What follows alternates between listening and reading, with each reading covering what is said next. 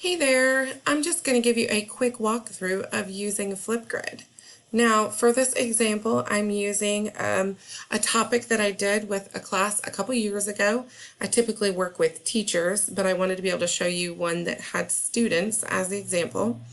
This was an assignment where students were supposed to be researching careers that they wanted to do based on a inventory assessment, and then presenting that information.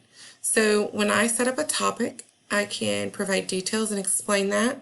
I could provide a little GIF or video of me explaining if I want. I like to use the GIFs because they're cute and funny, and students think they're funny too.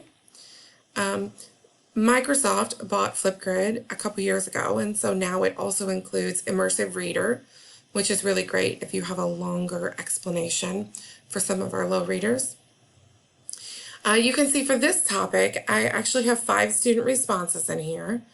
And if I were a student and I wanted to add a new response, students would click the green plus.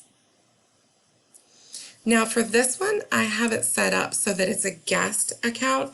If you're going to use it with your students, you would want to make sure that you are having your students sign in. That way it's as secure as can be when students are putting their information on here. But for the purposes of this, I am going to show it with guest access. So I'm just going to type my name in, and email address is optional, so I'm just going to go ahead and hit let's go.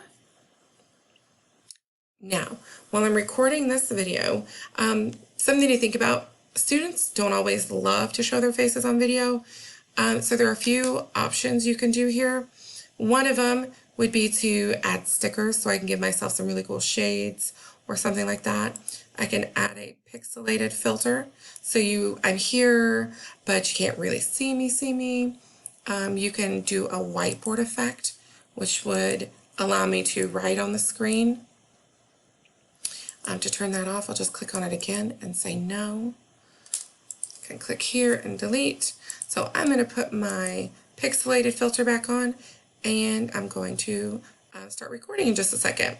The other thing you can do when you're adding to a grid is click that upload button and upload a separate video. So it will take MOV, MP4, or WebM video formats. So any of those would work. I'm going to go back and start recording. This is my sample Flipgrid recording. Yay! I love Flipgrid. I'm going to add a couple stickers here because they're fun, and because Easter is soon, give myself some bunny ears. A little hard to see there, but that's okay. Now that I'm finished, I'm going to just go ahead and click next. This is my sample Flipgrid recording. Yeah.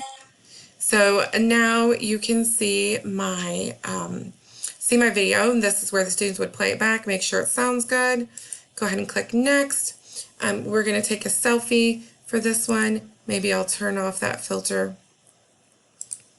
I'll just smile, take a picture. Okay, hit next again. And it's loading me up, and it already knows who I am because I put my information in earlier. I can title it sample recording and hit submit video. Now I have it set up so this grid does not need moderation, so you'll see that my recording pops up immediately. However, you can set it up so that it does need moderation, and I would suggest that you absolutely do that.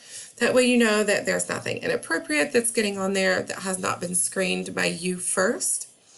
The other thing that's really cool about Flipgrid is that as students, they can post all sorts of things on here, all their videos, like solving their math problem or doing their number talk or reading fluency.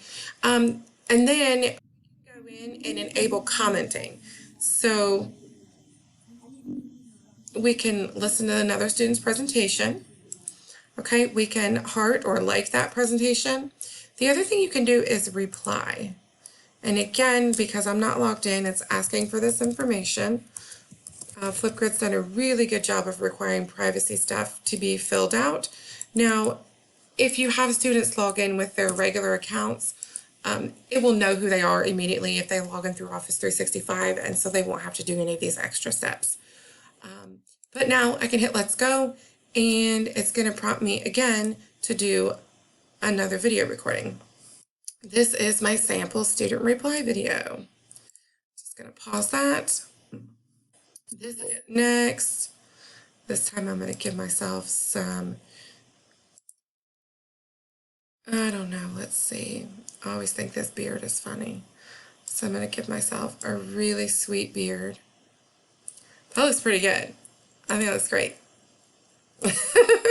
Okay, I'm going to hit next.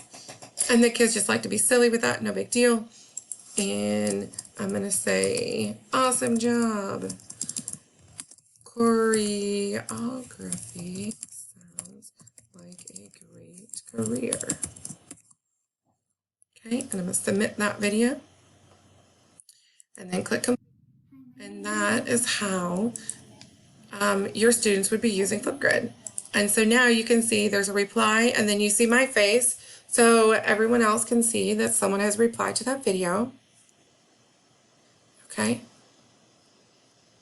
And here we go. And we can scroll through and see all the other videos. And one of the other cool things is, as students watch, they can click on one of the tiles, and it will automatically roll into each subsequent tile. So they can easily watch all of these videos in a row without having to click in and out of each one. The other thing that I think is really great is that you do have, Flipgrid just recently updated their time limits, and so now it goes up to 10 minutes. What I would say for your typical student prompt, 10 minutes is a really long time.